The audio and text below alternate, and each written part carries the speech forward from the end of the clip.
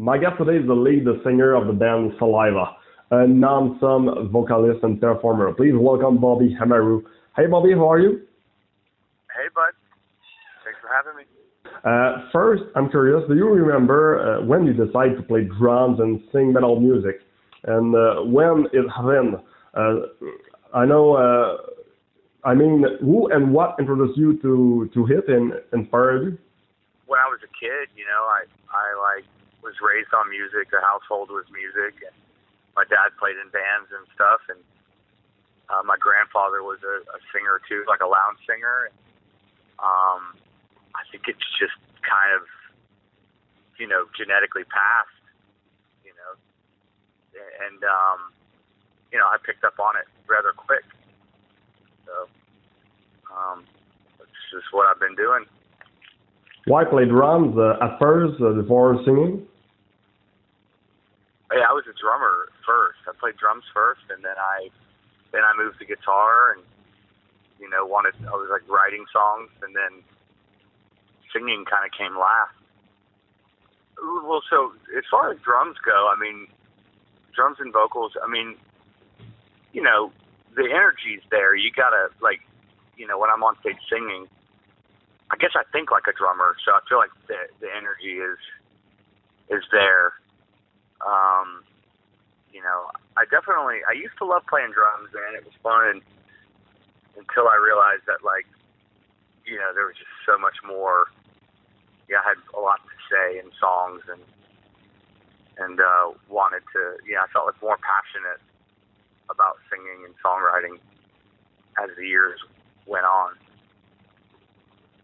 Well, after Josey Scott decided to leave Saliva, you had the opportunity to be the singer of this popular band.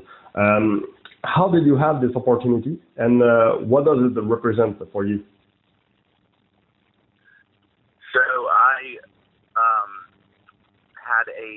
we had a mutual friend who used to do their light, he was like their lighting designer, and he's worked for a bunch of other bands, and it's kind of just a small world that he had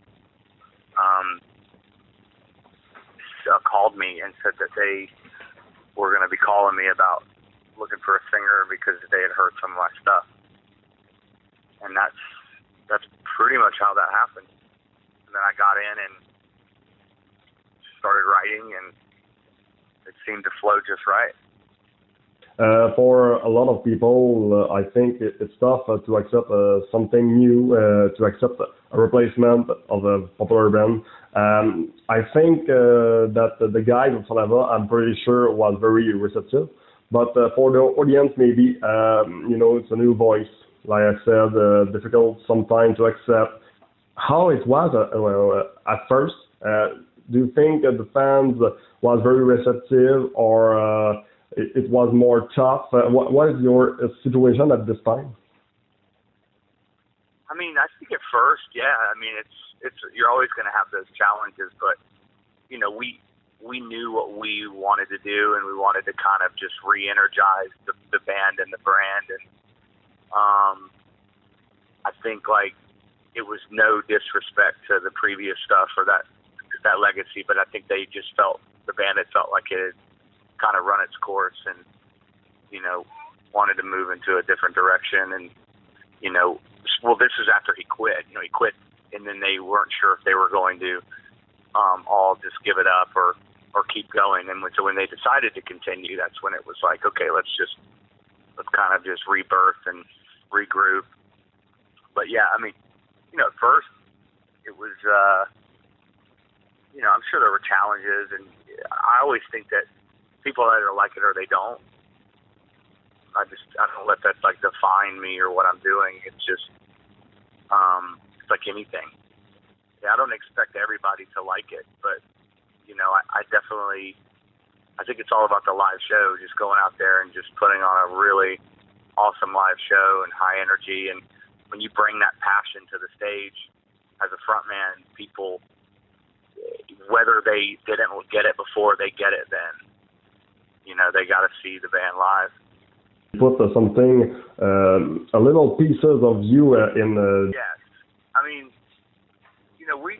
I I try to bring my own thing to it and not step on.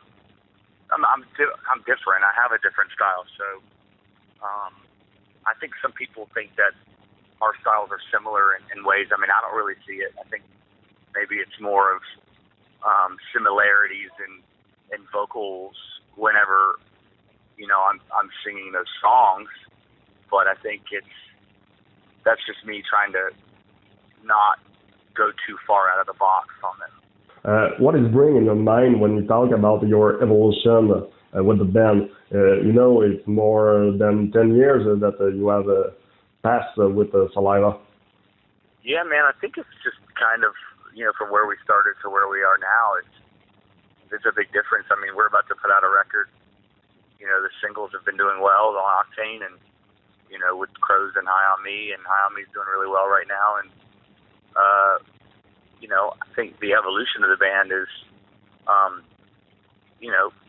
still climbing, I feel like, So, we definitely are working hard. We're touring hard and, trying to just keep the train on the tracks. Yeah, I think it's something new for Saliva. High on Me, Crowds, we can talk about the Revolution Men. It's not very different, but it's like a new breed for the band. So, meaning, is it new? Fresh. I think the correct word is fresh. Fresh, yeah. That's the word. Yeah. Definitely. The songs are definitely fresh.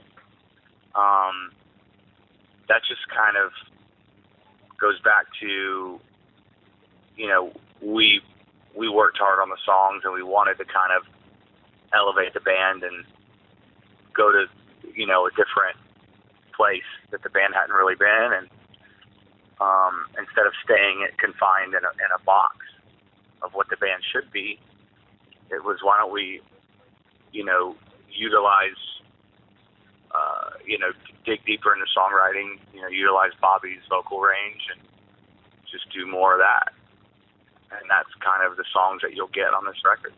Do you have some date or a release date for the new record? They're saying summer, so hopefully that's on pace. We'll see. Not 100% sure yet, but hopefully summer. Do you have a title? Late summer.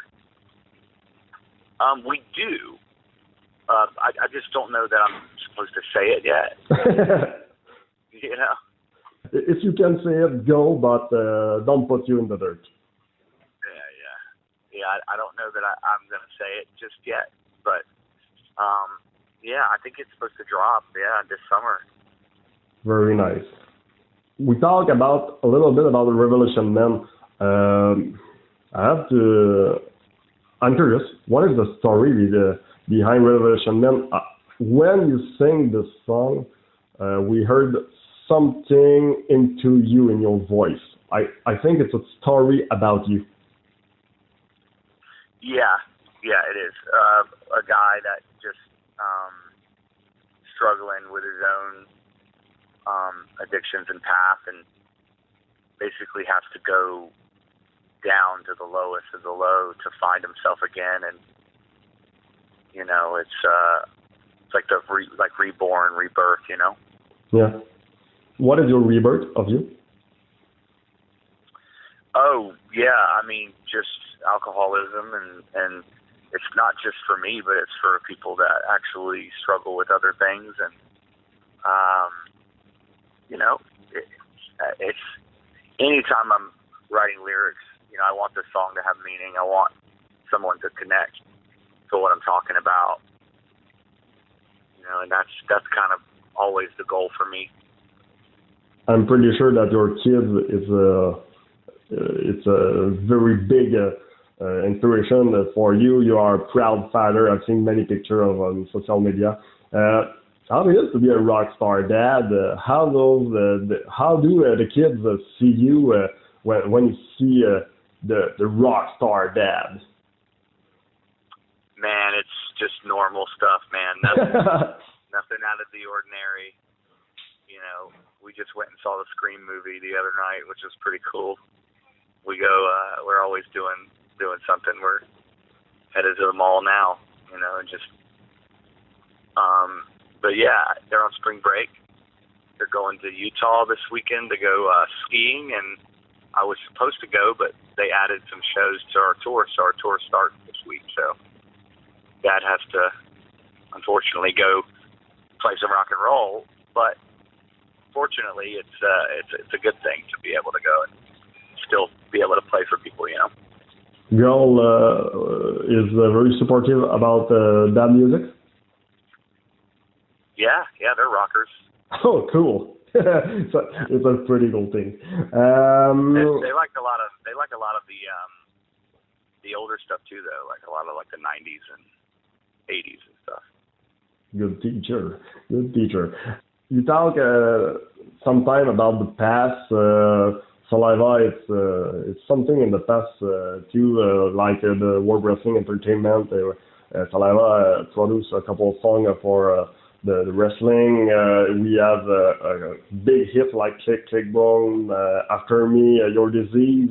You decide with the band to re-edit this past song.